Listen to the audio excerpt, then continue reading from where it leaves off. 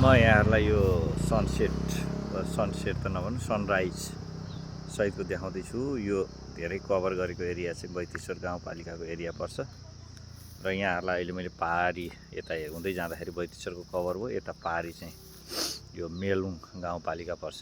मेलुङ गाउँपालिकाको यो पोहटी लगायत पर्यो र बिचको ठाउँ चाहिँ अझै यहाँ चाहिँ सैलुङेश्वरको पनि अलिकति पाटहरू पर्छ। यहाँ सैलुङेश्वरको पाट पनि म यहाँहरूले देखाउँदैछु। सैलुङेश्वरको पाट पर्छ। त्यसपछिबाट यता हुँदै जाँदाखेरि यहाँ यसले देखिँदैन, सबै हरियाली छ, ग्रिन एन्ड क्लिन देख्नुहुन्छ यहाँहरूले सबै।